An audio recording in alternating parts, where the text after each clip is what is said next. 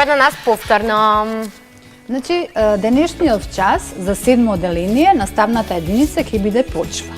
Најпрво, ќе би се запрашале што е почва.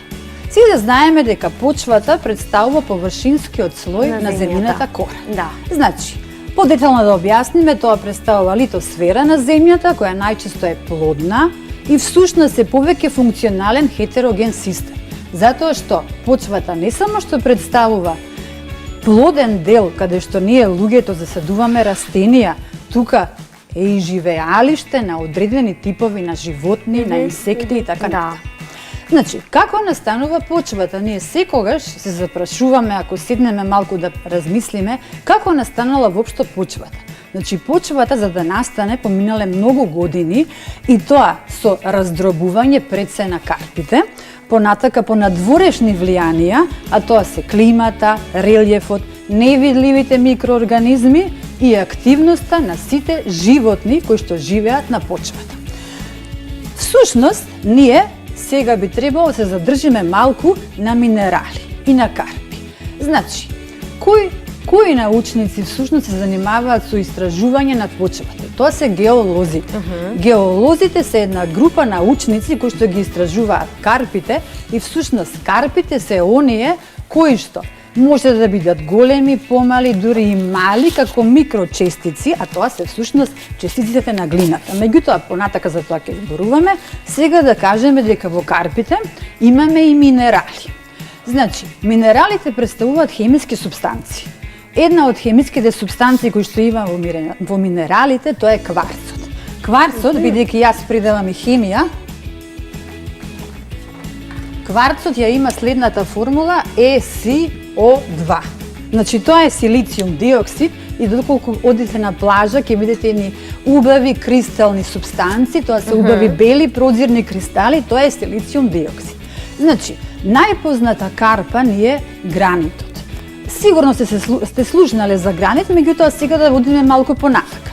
Дали почвата, ако размислиме, има нешто друго освен минералите? Значи, секако дека има.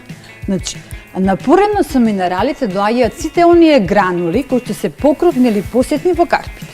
Значи, почвата во својот состав ги има сите оние камчиња, кои што може да бидат мали камчиња, односно чакал, па потоа доаѓа на ред песокта, па го имаме прашина, тиња и глина. Сигурно, некој од нас некогаш сакал да истражува во почвата и да види што и на кој начин што се случува во почвата. Прво што ќе приметиме дека почвата има одредена боја.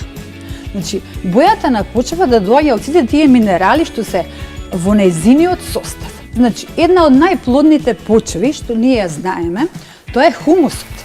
Значи, хумусот е составен дел на почвата во кој што всушност настанува со распаѓање на живите организми, а тоа се нормално растенијата и животните, зашто знаеме дека се што се родило, се развива, расте и умира. И нормално отпадоците. Отпадоците тоа е се она ние што јадеме, органски отпадоци. Значи, сите тие разложени го сочинуваат хумусот. Значи, освен што во почвата имаме минерали, ги имаме сите оние фрагменти, гранули од карпи, го имаме и хумусот. Освен хумусот, во почвата имаме секако и вода, го имаме и воздухот. Меѓутоа имаме и едни ситни невидливи живи организми, а тоа се микроорганизмите. Значи, микроорганизмите кои што живеат во почвата се габите и бактериите. Значи, можеби некогаш сте виделе една како колонија, ама тоа на слики, од бактерии. Значи, сите тие бактерии може да живеат и во почвата, значи представуваат нејзин составен дел. Освен овие, секако има и некои мали животни, мали животинчиња кои што живеат во почвата. Значи, почвата има и одреден свој профил. Значи, како би го направиле ние тој профил? Значи, доколку направиме една шема, прв слој, втор слој, трет слој и четврти. Значи, првиот слој, ова се нормално растенија, така? Да. Првиот слој е површинскиот слој.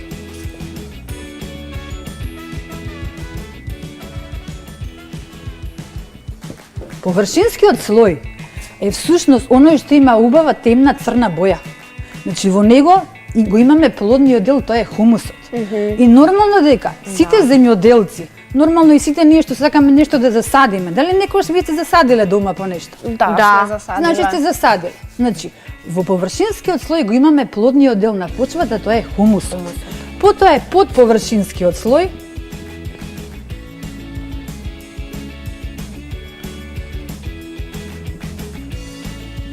овој веќе е малку поблед и во него дали имаме иста застапеност на хумус како во претходниот? Па не. Не. Значи, тој е малку понеплоден и има помалку хумус во него.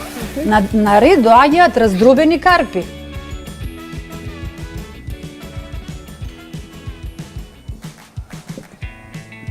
Раздробените карпи пред малку ги спомнавме. Значи, тие може да бидат поголеми, помали. Тие се всушност оно што на почвата е еден како неплоден дел. Значи во карпи ништо не може да екзистира и на крај ни доаѓа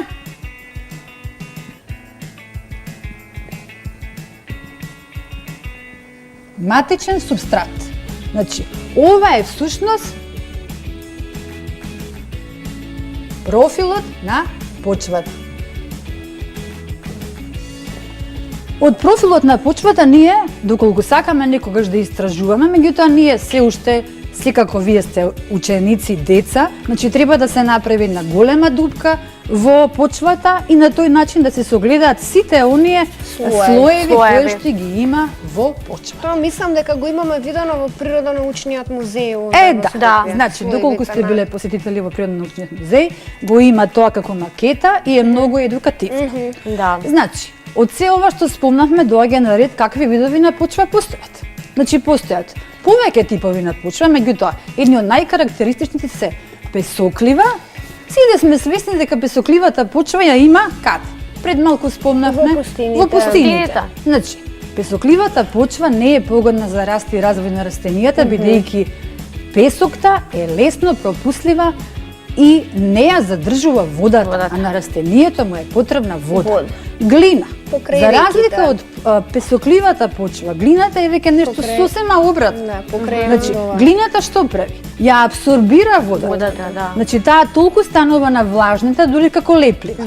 Меѓутоа, таа како леплива е погодна за изработка на грнчарски производи. Знаеме ние дека во нашата држава грнчарскиот занает прилично е развиен. Ама, доколку глината се исуши под дејство на висока температура, нормално во сончеви топли денови, што ќе направи? Ќе се стврдне, ќе се запекне и растенијето ќе се исуши.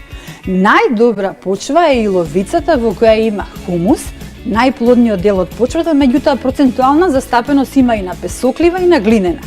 Тоа е еден вид како смеса која што овозможува и дел од водата да биде пропуштена, затоа што ако растенијето е влага, тоа ќе скапе. Меѓутоа пак ако почвата стане многу сува, повторно ќе се исуши. Затоа тука хумусот, тоа се да го адаптира, да го сложи како една добра целина за да растенијето може да ни даде нас плод, бидејќи основно на растенијето е да започне животниот циклус од семе, повторно ние да дојдеме до плод и семе. И можеме да дадеме еден краток заклучок. Секоја почва, во зависност од своите својства, е погодна за раст и развој на одредени растенија. Меѓутоа, ние да се вратиме сега за својствата. Значи, кажавме дека се има својства, така и почвата. Значи, постојат 4 карактеристични својства за почвата. Тоа е почвена текстура. По текстура се подразбира од она што е изградена. Значи, доколку имаме ние големи честици, почвата не би имала добри својства. Меѓутоа, ако е многу ситна, би била како прав. Пропусливост. Значи, пропусливоста е способност на почвата да ја задржи или да ја пропушти водата. Значи, која почва ја пропушташе водата? Песокливата. Така. А која ја задржуваше? Иловицата. Глината ја задржуваше, иловицата. А иловицата беше се она што е како најпогодно. И имаме содржина на воздух. Знаеме ние дека во почвата постојат одредени простори кои што се во тие простори се зафатени со воздух. И на крај ни доаѓа pH вредноста на почвата. Значи, под pH вредно се подразбира определување каква средина има во таа дадена почва. Значи, постојат од хемиска гледна точка, постојат 3 хемиски средини и тоа pH која што е кисела, таа е помала од 7. pH која што е неутрална, таа е еднаква на 7 и pH која што е поголема од 7, таа е базна или алкална средина. Ние сме свесни дека сите растителни култури не може да живеат во една pH вредност или pH средина. Секое растение бара одредени услови, а тука и еден од факторите е pH вредноста на почва.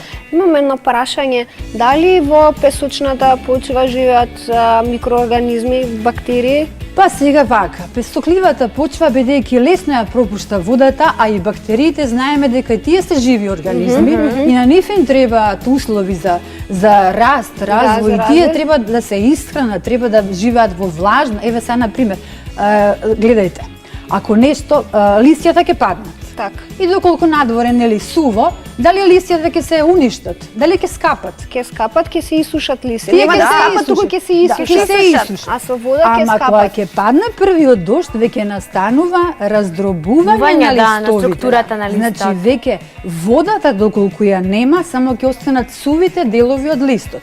Века имаме и водата веќе како фактор за раст и развој, еве и за бактериите, поради тоа во песокливите Има помалку. има помалку, Да. значи во пустините, Логично. значи ние еве кога одиме на одмор, не се плашиме да легнеме на песокта, бидејќи пред нас некој друг бил на плажата, затоа што песокта подейства на сончевата енергија, водата испарува, и значи тој во него уништува многу да. малку имаме присуство на бактерии. На бактерии. Одлично. Тоа е Супер. добро да го знаеме, затоа го поставив прашањето. Да, затоа што ние сме свесни дека овие невидливи микроорганизми Може се да му секаде наштетат околу на нас нашето и здравје. се потенцијална опасност за секој од нас. Да.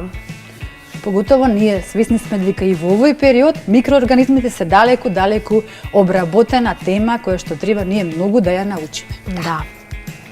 За домашна работа, бидејќи почвата е всушност она што ние газиме на неа, од нејзе црпеме храна, бидејќи таа е животна средина за да растат, да се развиваат растенијата. За домашна работа учениците да истражат животни и растенија кои што би живееле во песоклива, во глинена и во иловица. Ај, супер. Супер. Може Значи- ние тоа да го направиме? Може и тоа може и од интернет, имаме ние доста енциклопедии, може и учебникот да се искористи, така да на тој начин да се види кои животни и кои растенија живеат во овие 3 типови на почви. Одлично. Толку е часот за биологија за 7 оделинија, одиме со биологија за 8 оделинија, За но осмо. пред да почне часот, нормално имаме кратка пауза.